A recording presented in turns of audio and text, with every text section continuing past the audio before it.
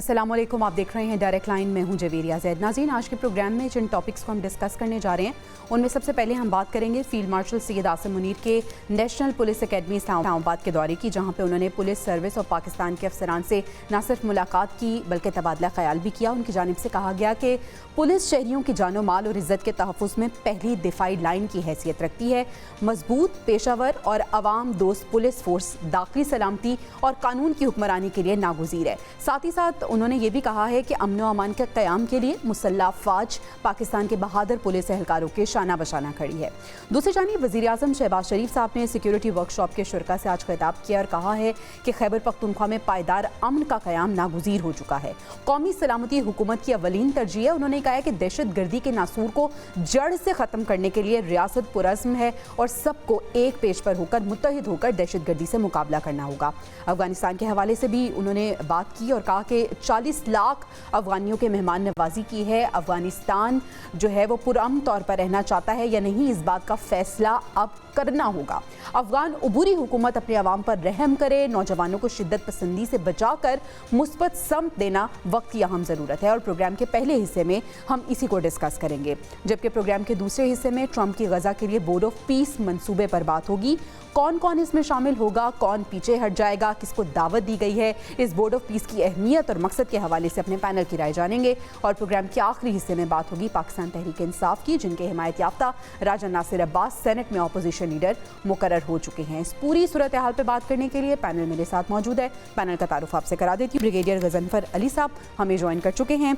इसके साथ साथ आमिर खाकवानी साहब ने हमें ज्वाइन किया है और डॉक्टर शाजिया अनवर चीमा साहिबा IR एक्सपर्ट भी आज के डिस्कशन का हिस्सा होंगी। आगाज़ ब्रिगेडियर साहब आपसे करना चाहूँगी। सर, फील्ड मार्शल का जो आज का दौरा था और साथ ही साथ उन्होंने पुलिस अफसरान की जिस तरह से तारीफ़ की है, उनकी हौसला अफजाई की है, इसको किस तरह से आप देखते हैं? और उन्होंने कहा है कि जो मुसल्लह फ़ौज है वो पुलिस के बहादुर नौजवानों के शाना बशाना खड़ी है मुल्क के अमन के लिए। कैसे देखते हैं सर इसको? जी, बात तो ठीक है। पुलिस कॉन्स्टिट्यूशनली कानून के तहत हर तरीक़ाकार से उसका बुनियादी फ़र्ज़ जो है वो शहरियों की हिफाजत करना है और उसके लिए जो उनके फ़राइज़ हैं वो तफ़वीज़ कर दिए गए। और ये पुलिस का जो है वो ड्यूटी और पुलिस का के ऊपर ये लाजिम होता है कि वो उस तरीक़ाकार से काम करे जिस तरीक़ाकार से वो उस मुल्क में रहने वाले शहरियों की जान और माल का तहफ़्फ़ुज़ कर सकती है। अब पाकिस्तान में जो प्रेजेंट अभी आजकल जो कुछ हो रहा है और जो एक दहशतगर्दी की अफरियत से और दहशतगर्दी के नासूर से हम गुजर रहे हैं, उसमें पाकिस्तान की पुलिस भी, फौज भी, रेंजर्स भी, FC भी, सारे जो है उनके वो इस दहशतगर्दी के नासूर से, इस दहशतगर्द की अफरियत से, दहशतगर्दी के खिलाफ जो सरगर्मियाँ हैं, जो ऑपरेशन है, वो भी करने के लिए हर वक्त मुस्तैद रहते हैं। और जो कि बॉर्डर के ऊपर आपको पता है फ़ौज जो है वो मौजूद है। फिर बहुत सारे kinetic operations, intelligence based operations हैं। और जैसे पहले कहा भी गया था कि हमको 75,000 से ज़्यादा इंटेलिजेंस बेस्ड ऑपरेशंस कर रहे हैं, तो उसमें पाकिस्तान उसमें कानून अदा कर रहे हो, कानून नाफिज करने वाले अदारों का भी रोल होता है, इंटेलिजेंस एजेंसीज का भी रोल होता है। जब आप अर्बन एरियाज में काम करते हैं तो पुलिस का भी रोल आ जाता है। वो एक एडिशनल चीज़ है। और उसके साथ साथ आप देखिए कि खैबर पख्तूनख्वा में भी आप देखें, बलूचिस्तान में भी आप देखें, बेतहाशा पुलिस वाले हैं जो अपनी जानों का नजराना पेश करें। अभी परसों ही टांक में एक हमला हुआ था पिछले हफ्ते, जिसमें 7 पुलिस सरकार जो है वो निशाना बने थे। तो फर्ज तो पुलिस का यही है, लेकिन सोचने की बात यह है कि क्या जो शहरियों की जान और माल की जो हिफाजत है और जो है वो पुलिस सही तरीके से अंजाम दे रही है या नहीं दे रही है। क्योंकि रोज़ाना कोई ना कोई ऐसे वाक़यात आपके सामने आ रहे होते हैं जिसमें ये चीज़ें जो हैं उस तरीके से परफॉर्म नहीं हो रही होती, या पुलिस के जो सीनियर ऑफिसर्स हैं उनकी नज़र इस तरह उन चीज़ों पे नहीं है जिस तरह होनी चाहिए। इसलिए आप देखें कि बहुत सारे चीज़ें जो है वो पुलिस के ऊपर ऑब्जेक्शन का और बहुत सारी क्रिटिसिज्म का बाइस बनती है। और वो नहीं भी है कि जब आप हाई हैंडेडनेस में इन्वॉल्व होंगे और जब आप लोगों को फ्रीज करेंगे तो फिर इसका मतलब है कि आप उस तरीके से जिस तरह से इमेजिन किया जाता है, जैसे आप स्टेटमेंट के तौर पे कह रही हैं जो होना चाहिए, उसके अंदर कोई कमी है, उसका पुलिस के जो है आला अफसरान है उनको देखना होगा कि किस तरह मुख्तलिफ तरीके से चीज़ें ऐसी होती हैं जिसमें शहरियों को प्रोटेक्शन उनको तंग किया जाता है। तो ये चीज़ें हैं जो पाकिस्तान में आजकल के हिसाब से चल रही हैं। और जैसे आपने शहबाज शरीफ की स्टेटमेंट का बताया, तो ये तो जी। मैं बड़े अरसे से उनकी स्टेटमेंट सुन रहा हूँ कि जी पाकिस्तान को दहशतगर्दी के नफरियत उसको ख़त्म करना होगा हुँ, और वो अफ़गानिस्तान को सोचना, अफ़गानिस्तान तो जी। सोच चुका है भाई। हुँ, अब ये सोच कहना ये तो एक अभाम डालने वाली बात है ना, कैसे हुँ, लेवल पे जब अफ़गानिस्तान अपनी हुँ, इंटेंशन 120% क्लियर कर दी। उन्होंने कहा कि हम लोग इंडिया भारत के साथ हुँ, खड़े हुँ, हैं हुँ, और अगर आज यूएई के हुँ, जो मायदा भारत के हुँ, साथ हो रहा है, तो क्या हम हुँ। उसको आँखें बंद करके कह सकते हैं कि यूएई 100% पाकिस्तान के साथ खड़ा है और भारत के साथ नहीं खड़ा, ब्रिगेडियर 2 साहब, घंटे का इस पे डिटेल से मैं आपकी राय लेना चाहूँगी। अभी इस दौरे के हवाले से आमिर खाकवानी साहब को भी शामिल गुफ्तगू कर लेते हैं। खाकवानी साहब, मुल्क में हालिया दहशतगर्दी के तनाजुर में आज का फील्ड मार्शल का ये दौरा आप किस तरह से देखते हैं? उन्होंने कहा है कि कानून की हुक्मरानी के लिए मजबूत, पेशावर और अवाम दोस्त पुलिस नागुज़ीर है। अप्रिशिएट भी किया है पुलिस अफसरान की कुर्बानियों को, और साथ ही साथ आपको लगता है कि जो हालात क्रिएट हो गए हैं उसके तनाजुर में एक चेक एंड बैलेंस भी क्रिएट किया गया है आज? बिल्कुल, बिल्कुल आपने ठीक कहा हुँ, कि हमारे यहाँ लोगों को ना ज़्यादातर पुलिस से ज़ाहिर है बहुत ज़्यादा शिकायतें हैं हुँ, और शिकायत और उसमें कुछ वज़न भी है। हुँ, लेकिन बहरहाल पुलिस के लोगों ने अपनी कुर्बानियाँ भी दी हैं, शहादतें भी बहुत सारी हुँ, हुई हुँ, हैं। ख़ासतौर पे ऑपरेशन के हवाले से केपी में भी, बलूचिस्तान में भी। मतलब ये आखिर लोग बहरहाल वो लड़ रहे हैं, एक बहादुरी का मुज़ाहरा कर रहे हैं, तो ये एक बड़ी अच्छी बात है। और देखें, एक बात तो बहरहाल जो फील्ड मार्शल साहब हैं हमारे जनरल आसिम मुनीर साहब, उनके बारे में एक बात तो बड़ी यकीन से कही जा सकती है कि टेररिज्म के हवाले से, टेररिस्ट ग्रुपों के हवाले से, टीटीपी, बीएलए वगैरह के हवाले से बहुत क्लैरिटी उनके यहाँ जी। बायद बिल्कुल यकसुई और वाज़ेह है। हुँ, और ये वो बात है जो पाकिस्तान में इसकी बहुत शदीद ज़रूरत है। मतलब अफ़गानिस्तान के हवाले से भी जिस तरह हुँ, अफ़गान तालिबान हुकूमत टीटीपी और इन दूसरे दहशतगर्द ग्रुपों को सपोर्ट कर रही है, इवन बीएलए को सपोर्ट कर रही है, और इसकी काफ़ी ज़्यादा एविडेंसेस मौजूद हैं, काफ़ी यानी उसकी जिसे हम कहते हैं ना कि भई वाक़याती शहादतें भी मौजूद हैं और अ, मंतकी दलाइल भी मौजूद हैं उसकी, सही। उनकी इन्वॉल्वमेंट के। तो इस हवाले से बहुत ही मज़बूत और क्लियर मौक़िफ़ इख्तियार किया है उन्होंने। हुँ, और बल्कि ऑपरेशंस में और कार्रवाइयाँ चल रही हैं, दहशतगर्दों के हुँ, खिलाफ हुँ, इंटेलिजेंस बेस्ड जो हुँ, कार्रवाइयाँ हो रही हैं, वो हुँ, बहुत हुँ, इफ़ेक्टिव जा रही हैं। हुँ, तो ये एक बात तो बड़ी क्लियर है कि वो हमारे जो चीफ साहब हैं, हुँ, वो टेररिज़्म के हवाले से बहुत मज़बूत और क्लियर पॉलिसी है। उस वक़्त मेरा ख़्याल है, हुँ, ऐसी पॉलिसी की ज़रूरत है कि उसमें फ़ौज के साथ और दूसरे हमारे कानून नाफ़िज़ करने वाले इदारों के साथ पुलिस की भी बहुत अहमियत है। सही। तो अगर वो पुलिस को हुँ, में अगर रिफ़ॉर्म भी आ जाएँ साथ-साथ, ये हुँ, अच्छा हुँ, है कि इनकरेज भी किया जाए, इनको सपोर्ट भी किया जाए, इनका हुँ, हुँ, वो सारी चीज़ें हों, इनके इवन उनके हुँ, हालात-ए-कार भी बेहतर होने चाहिए पुलिस हुँ, के। हुँ, हुँ, लेकिन साथ-साथ इसमें इनकी यानी परफ़ॉर्मेंस भी बेहतर होनी चाहिए। बिल्कुल सही। उसमें भी हुँ, हुँ, यानी स्किल बेस्ड परफ़ॉर्मेंस बेहतर होनी चाहिए। हुँ, और जिसे कहते हैं ना कि क्वालिटी इनकी उसमें ऑपरेशंस हुँ, में हुँ, और हुँ, कार्रवाइयों हुँ, में, ट्रेनिंग लेवल, ये सब चीज़ें बेहतर होनी चाहिए। मेरा ख़्याल है इस तरफ तवज्जो दी जा रही है। बिल्कुल सही है। डॉक्टर शाज़िया चीमा साहिबा भी हमारे साथ मौजूद हैं। डॉक्टर साहिबा, आप किस तरह से देखती हैं आज के दौरे को? और इसके साथ अवाम दोस्त पुलिस के हवाले से बात की गई है कि वो नागुज़ीर है। डॉक्टर साहिबा, आप कंपैरिज़न अगर करें तो आप किस तरह से देखती हैं? आपको लगता है कि इम्प्रूवमेंट आई है पुलिस डिपार्टमेंट में, और अवाम दोस्त पुलिस का होना मुल्क के लिए कितना ज़रूरी होता है? देखिए, पुलिस के अंदर स्ट्रक्चर की और पूरी ओवरहॉलिंग की ज़रूरत है। उसमें अगर एक फ़र्द वाहिद एक बहुत कोई बेहतर काम भी करना चाहे, तो यकीनन उसके अंदर प्रॉब्लम है। मैं सिर्फ़ पंजाब पुलिस की हद तक ही बता सकती हूँ। हुँ, ऐसा कोई मेरा कोई लाइफ़ का कोई ऐसा एक्सपीरियंस है नहीं, हमेशा ताउन करते हुए ही, सड़क पे ठठरते हुए हुँ, या लोगों से लिफ्ट माँगते हुए, एक जगह से दूसरे जगह जाते हुए ही देखा है। तो ये इनके अंदर बहुत ज़्यादा रिफ़ॉर्म की ज़रूरत है। इनको बहुत ज़्यादा जो इकोनॉमिक बेनिफिट के साथ-साथ इनको थोड़ा-सा ज़रूरत है इनको इनके मोरल को भी बूस्ट करने की। तो हुँ, ये सिर्फ़ ताली एक हाथ से नहीं बजती। इनका काम है वो जितना अपनी कैपेसिटी में कर सकते हैं और जितना एक टूटे-फूटे से सिस्टम के अंदर जो उनका सिस्टम हुँ, है उसके अंदर वो कर पाते हैं। एक आम मैं उसकी बात कर रही हूँ पुलिस वाले की, तो वो कर रहे हैं। हुँ, लेकिन जो आज का ये जो दौरा है मेरी उसकी रीडिंग ये है कि अब ये शायद राइट टाइम है कि इस इदारे पर भी जो है वो इस लिहाज से तवज्जो दी जाए कि इसका जो काम है वो इसको ना सिर्फ ये कि हुँ, करने का तरीका बताया जाए बल्कि इसको फ्री हैंड भी दिया जाए। हुँ, क्योंकि सिर्फ हमारे यहाँ एक अंडरस्टैंडिंग पाई जाती है कि जी सिक्योरिटी जो है वो फ़ौज की ज़िम्मेदारी है और सिक्योरिटी जो है वो सिक्योरिटी इदारों की ज़िम्मेदारी है और वो बड़ी एक वेग सी टर्म है कि सिक्योरिटी इदारों से आपकी क्या मुराद है? फिर हुँ, इंटेलिजेंस इदारे हैं, कौन हैं फिर हुँ, सिक्योरिटी इदारे?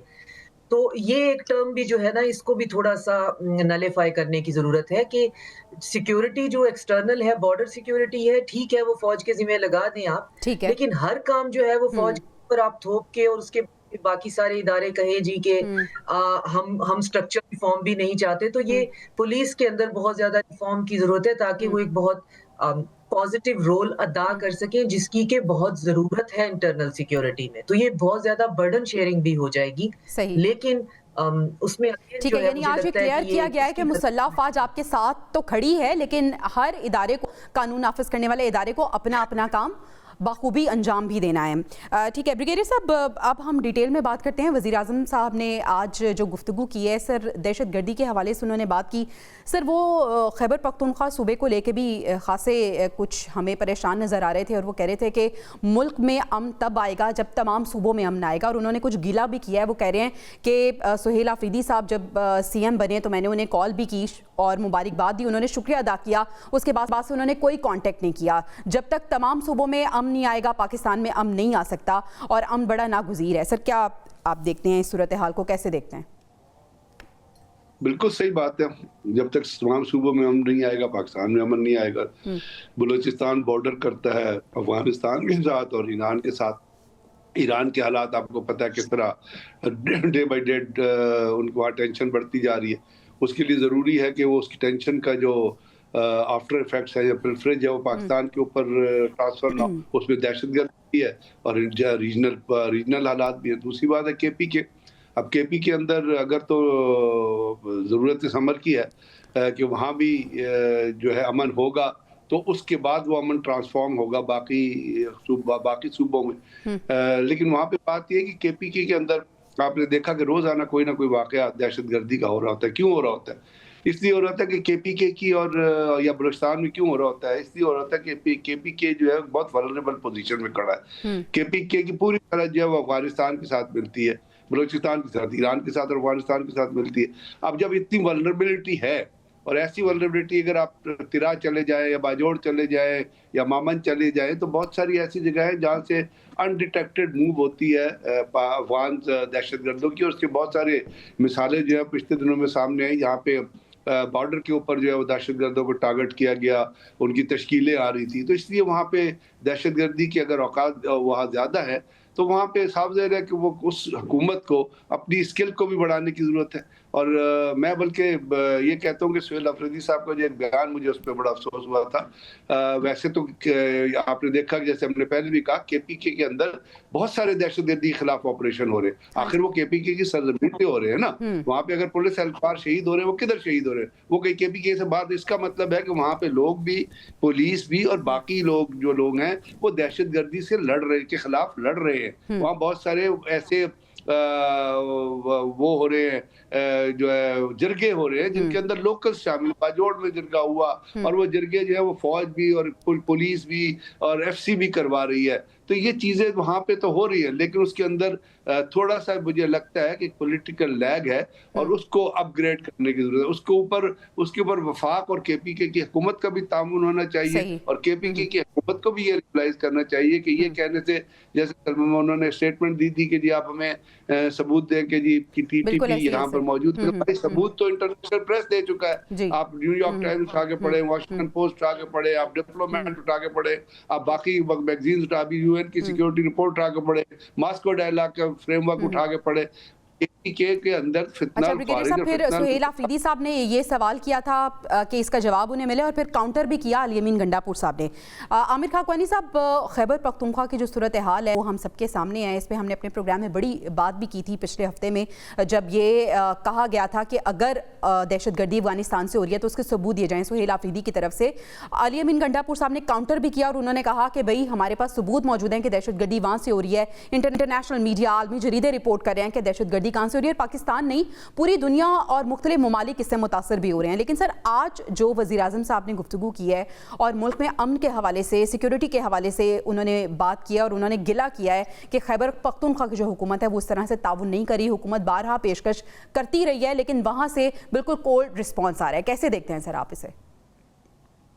देखिए, ये बात मुझे याद है कि आपके प्रोग्राम में भी पहले मैं भी ये बात पहले भी कह चुका हूँ कि सोहेल अफरीदी साहब का ये रवैया गैर जिम्मेदाराना है। उनको ऐसा मतलब बनता नहीं, मेरी समझ से बाहर है कि खुद पीटीआई के अपने अंदर लोग भी, और सोहेल अफरीदी से पहले जो अली मीर गंडापुर हैं, अभी आपने दुरुस्त कहा, वो तो वज़ीर आला रहे हैं, अभी केपी के पिछले 1 साल तो उनको रहे हैं वज़ीर आला।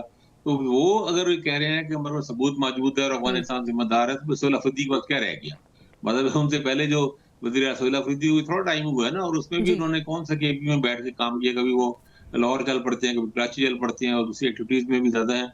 और अभी उनको ज़ाहिर है, अभी उनको तजर्बा भी नहीं मामलात का, पहली दफा जिंदगी में उनको कोई इतनी बड़ी सीट मिली है। तो मेरा ख्याल है, और दूसरी बात ये है, सोहेल अफरीदी साहब को अपने जो पाकिस्तान के जो इदारे हैं, कानून नाफिज करने वाले इदारे हैं, इंटेलिजेंस एजेंसीज है, उन पे इनको ट्रस्ट करना चाहिए, इनको एतमाद करना चाहिए ना। मतलब ये तो हमारे इदारे हैं ना, हम अगर अपने इदारों की इंफॉर्मेशन पे भी अगर हम एतमाद नहीं करेंगे, तो ये भी क्या बात हुई? वो तो ऐसे ये सोहेल अफरीदी कोई गैर मुल्की तो नहीं है, कोई गैर मुल्की इदारा तो नहीं कि वो ये कहे कि जनाब हमें पहले सबूत दे। और सबूत भी मौजूद हैं और दिए जा चुके हैं। और सिर्फ सबूत नहीं, मैं तो ये कहता हूँ कि भाई एक वाकयाती शवाहिद और सबूत के अलावा मंतकी तौर पे भी अब देखें ना, जो कार्रवाइयां तो हो रही हैं, कोई सोहेल अफरीदी या कोई भी बंदा इतनी कह सकता कि कार्रवाइयां नहीं हो रही, हर बिल्कुल रोज ही ऐसे। कार्रवाई हो रही है। कोई अकल का अंधा और जिसकी नाबीना हो वो भी शायद ना कह सके ऐसा, क्योंकि हर रोज तो धमाके हो रहे हैं, ब्लास्ट हो रहे हैं, जवान शहीद हो रहे हैं। और फिर ये नहीं सिर्फ, तो बहुत सारी जगहों पे पुलिस चौकियों पे भी हमले हो रहे हैं, जो छोटे छोटे क्वाड, ये जो ड्रोन्स के जरिए जो हमले कर रहे हैं, हैंड ग्रेनेड को उनके साथ बांध के टीटीपी ने बड़ी कार्रवाइयां की हैं और काफी काउंटर कर रहे हैं हमारे इदारे उसको। लेकिन उन्होंने काफी सारे हमले किए हैं। तो ये तो उनको पता है ना, हमले कार्रवाइयां हो रही हैं, और उनको ये भी पता है कि लोग कहाँ जा रहे हैं।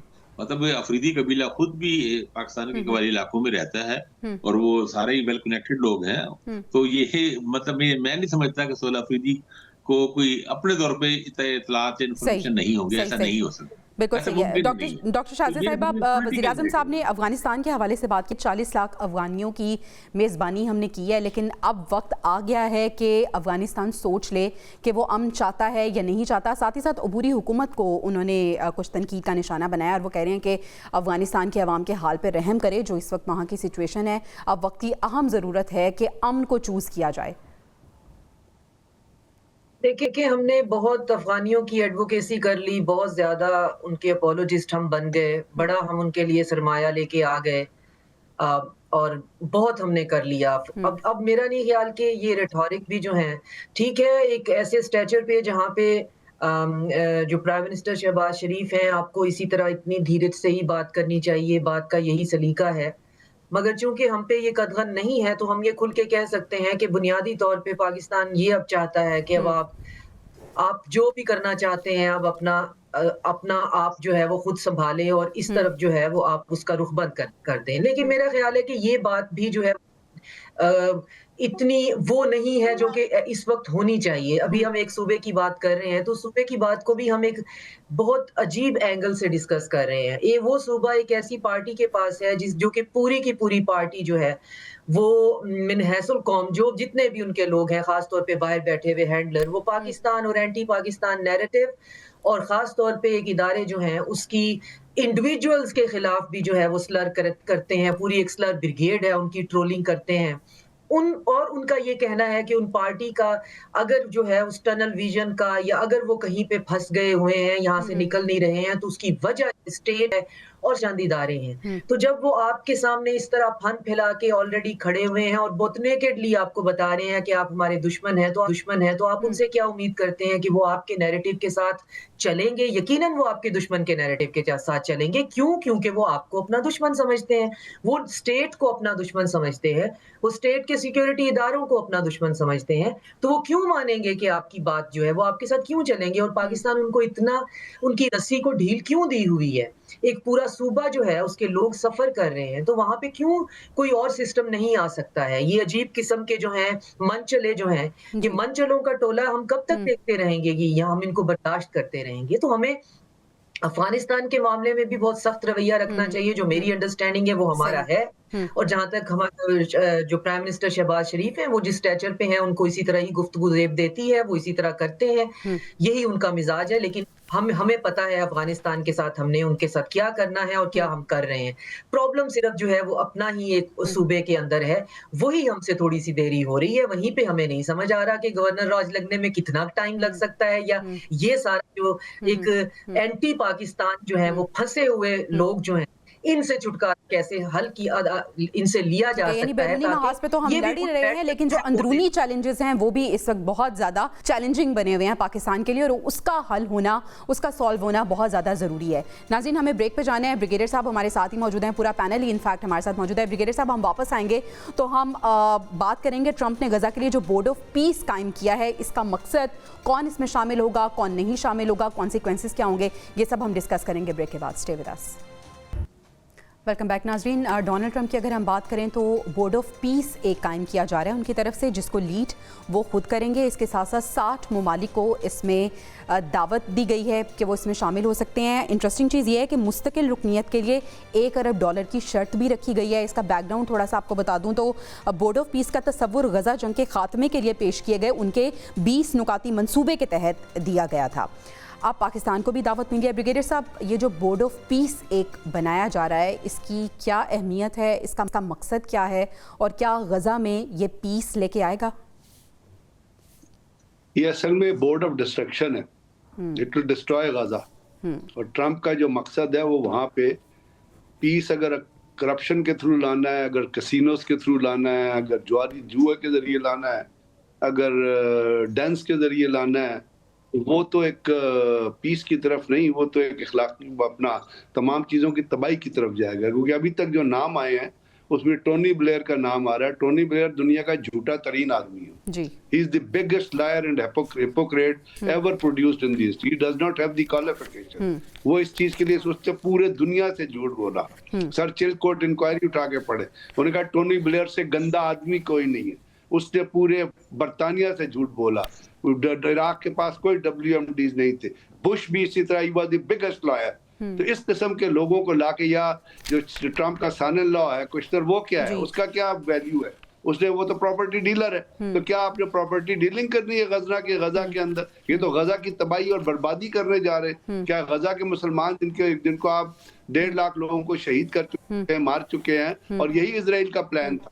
तो ये प्लान जो है, सर, मार्को रूबियो शामिल हैं जो ट्रंप के सदर बनने से पहले वो गजा जंग बंदी की मुखालफत करते रहे हैं।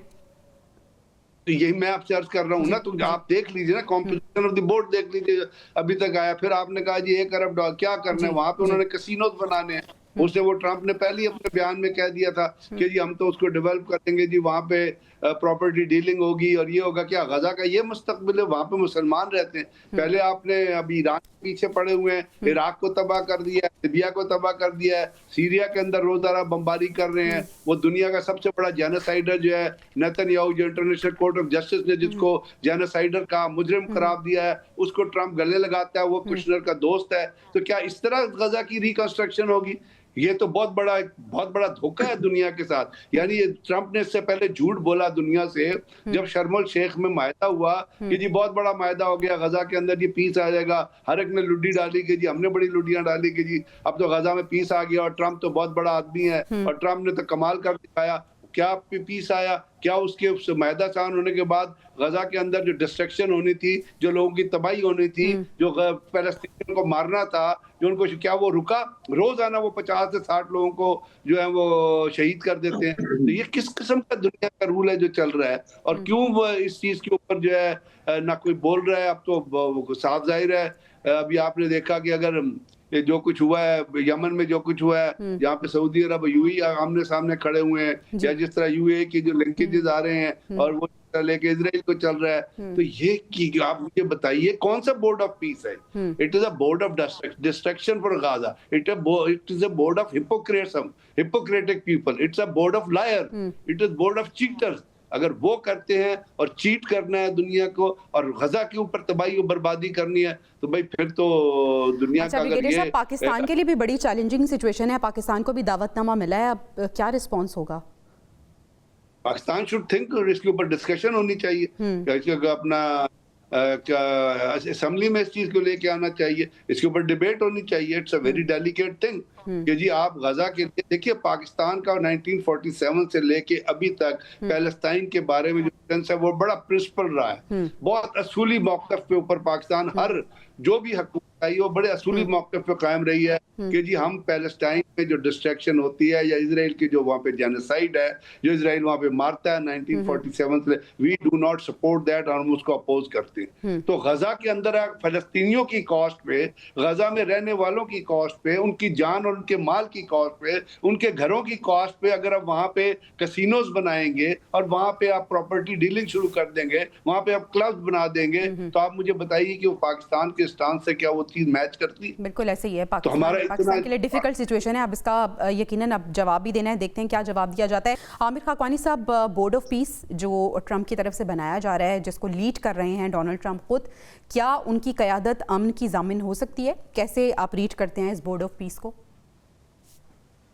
देखिए, जो ब्रिगेड साहब ने कहा वो सब बातें ठीक है, ज़ाहिर है बड़ा एक परेशान कुन चीज़ है, लेकिन अब और ऑप्शन क्या है? मेरे ख्याल ऑप्शंस भी बड़े कम है इस वक्त ना। अच्छा। और जो भी है, जो भी एक अमन फार्मूला जैसा भी आया है प्रेसिडेंट ट्रंप की तरफ से, वो उसी के बाद ही जंगबंदी हुई है और उसी को ही आगे बढ़ाया जाएगा। अब हमें ज़ाहिर है हम पसंद करें या ना करें, मुसीबत तो ये है कि हमारे पास है ही कुछ नहीं ना, क्योंकि इस वक्त जो वेनेजुएला के में हुआ है और बाकी जगहों पे हुआ है, उसके बाद तो लग रहा है कि बस दुनिया में सिर्फ एक यूनिपोलर ही बन गया एक तरह का।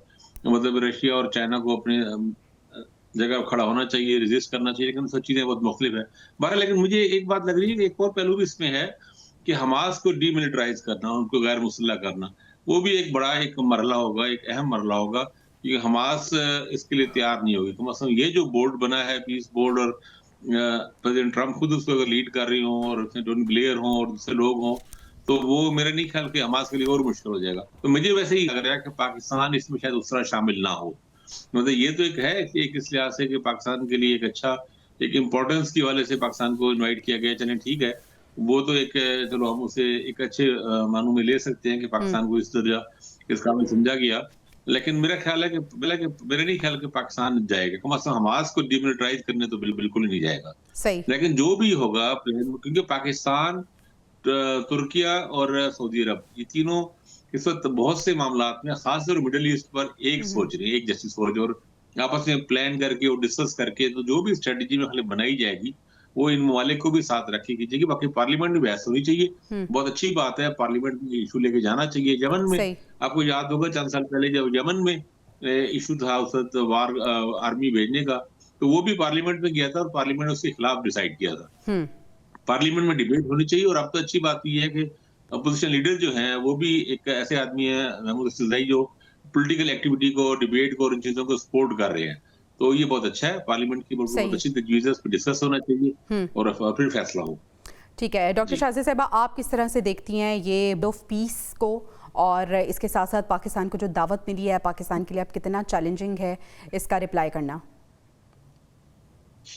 मुझे अभी में सबसे ज्यादा चैलेंजिंग लगता है इस पूरे सिनेरियो को बताना और एक्सप्लेन करना। अच्छा। क्योंकि इसके इर्द गिर्द बहुत फॉग है। तो लास्ट टाइम भी हफ्ता डेढ़ हफ्ता जाहिर है मीडिया का काम है, जो खबर आती है फिर एक डेढ़ हफ्ता हम उस पर बात करते हैं। तो मेरे वो 2 हफ्ते इसी चीज में गुजर गए थे, ये बताने में कि किस तारीख को अटलांटिक काउंसिल में टोनी ब्लेयर की मशावरत से एक 20 पॉइंट्स बने, वो ट्रंप की टेबल पे पहुंचे, ट्रंप के कान में किसी ने कहा कि ये इम्प्लीमेंटेबल नहीं है, इनको थोड़ा सा प्रेजेंटेबल बनाएं। फिर कोई 6-7 इस्लामी ममालिक इकट्ठे किए, जिन्होंने जाके फिर कहा कि अब इन 20 आप जो पॉइंट्स हैं आपके, इनमें से एक आप फलस्तीन की रियासत जरूर शामिल करें और दूसरा हमास को डीमिलिटराइज करना जो है वो वॉलंटरली उसमें ऐड करें, क्योंकि हमास से हम बात कर लेंगे।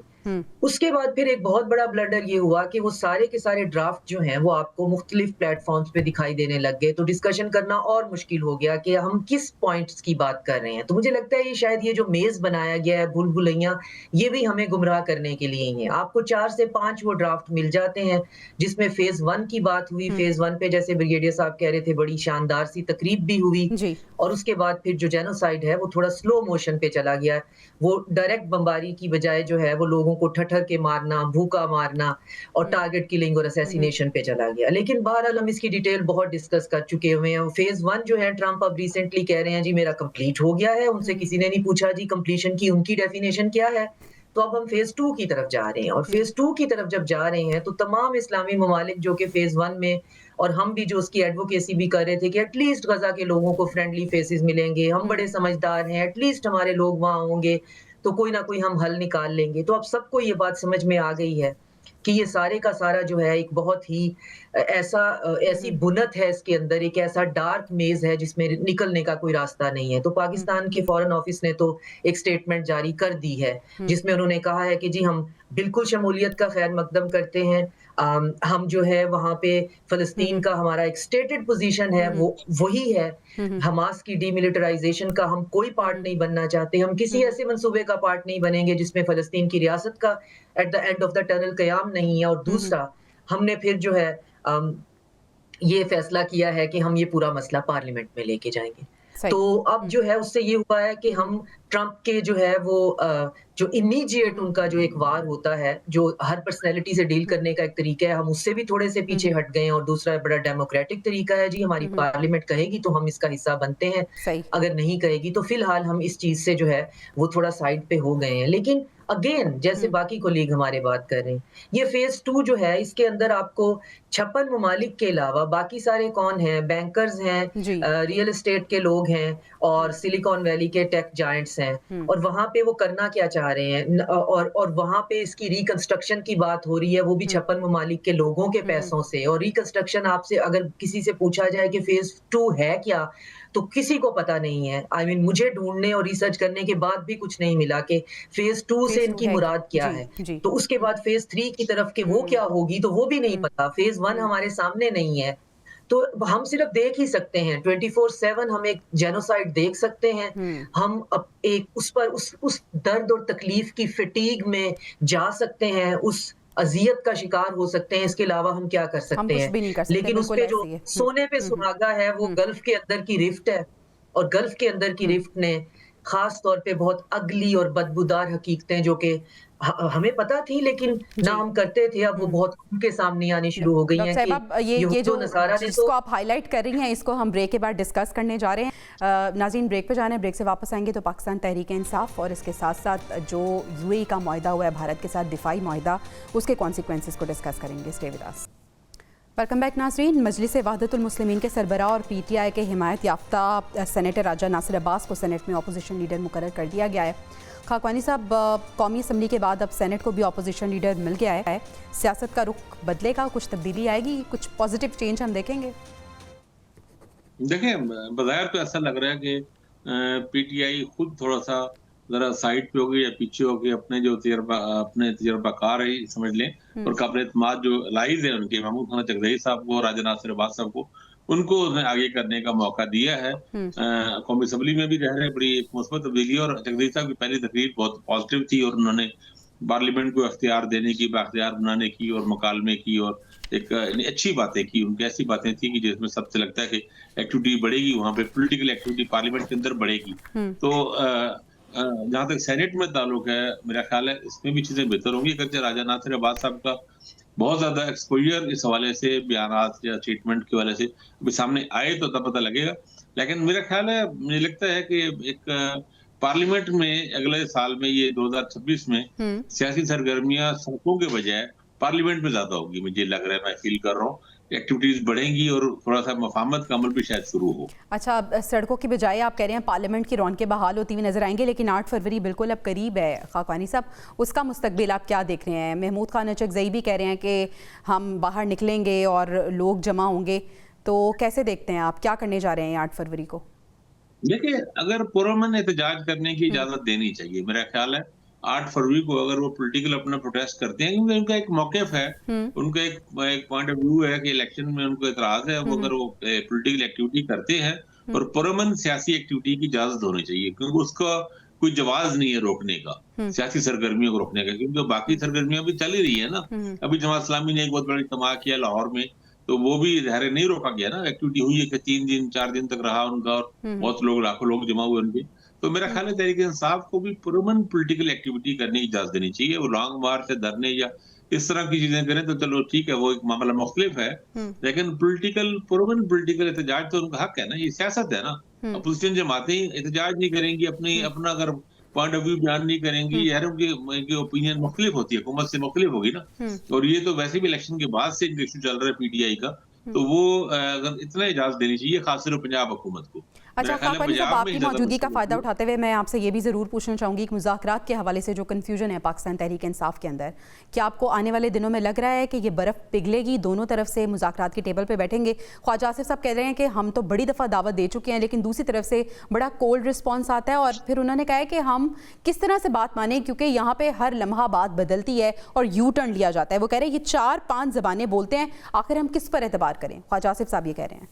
लेकिन मेरा ख्याल है ख्वाजा आसिफ साहब ने भी पॉलिटिकल पॉइंट स्कोरिंग की है। अच्छा। मसलन मैं पहले भी कई दफा कई जगहों पर बात कर चुका हूँ कि तहरीक तहफ़्फ़ुज़ आइन के सरबराह महमूद हसन चकदई है, अब अपोजिशन लीडर भी है, वो मुज़ाकरात के लिए बात कर चुके हैं, उसकी हमायत कर चुके हैं मुज़ाकरात की, और हुकूमत तो कह रहे हैं कि उसके लिए कमेटी बनाए ताकि मुज़ाकरात किए जाए। अब तो अपोजिशन लीडर भी हो गए ना, तो उसकी एक फॉर्मल हैसियत और बढ़ जाएगी। और पीटीआई भी कह चुकी है कि हमें चकदई साहब पे भरोसा है, तो फिर करें ना। हुकूमत को चाहिए, मसूरी नून को खास तौर पे चाहिए, अपनी एक आला इख्तियाराती कमेटी अनाउंस करें। शहबाज शरीफ साहब भी ये बात कर चुके हैं, तो सिर्फ पॉइंट स्कोरिंग तो ना रहे ना।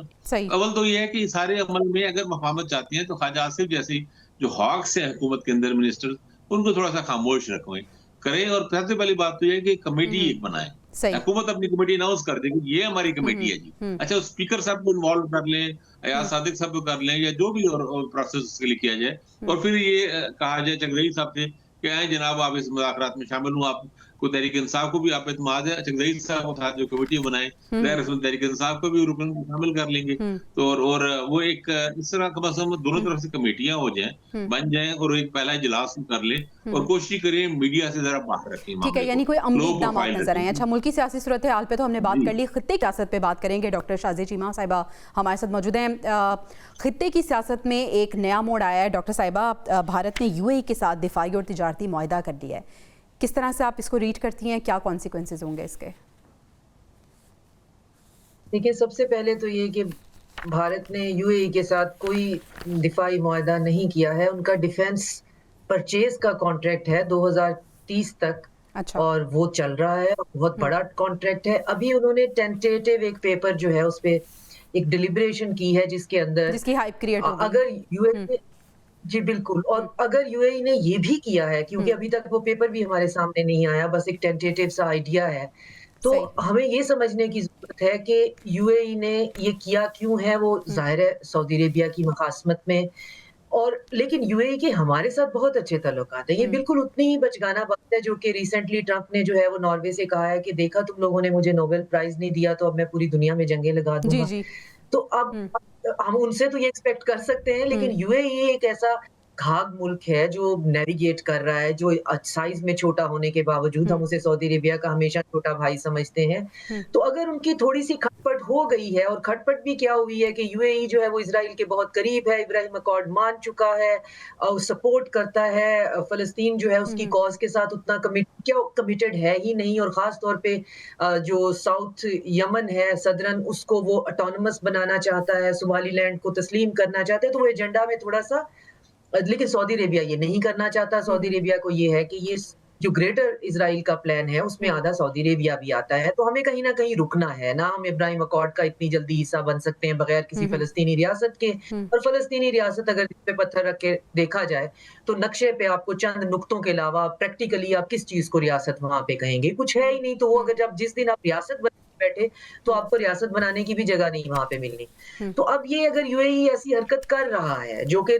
ऑप्टिक्स में है कि वो कर रहा है, तो उसको ये सोचना चाहिए कि वो आंखें सऊदी अरेबिया को दिखाना चाह रहा है, लेकिन उस चक्कर में वो हमारे एक विसरल एनिमी जो है उसको मटेरियल दे रहा है, और उनके वो भांडों जैसा मीडिया है, वो हमारी मीडिया की, वो आपकी तरह के लोग नहीं है, और वो वहां पे ऐसे हैं जैसे पता नहीं आज वो फिर छत से टकरा रहे हैं। बिल्कुल ऐसे कि हमने कोई डिफेंस। ठीक है डॉक्टर शाज़िया साहिबा, आपका पॉइंट आ गया। डॉक्टर शाज़िया साहिबा का और आमिर खाकवानी साहब का शुक्रिया अदा करना चाहूँगी। नाज़रीन, इन शब से कल मुलाकात होगी। अल्लाह निगहबान।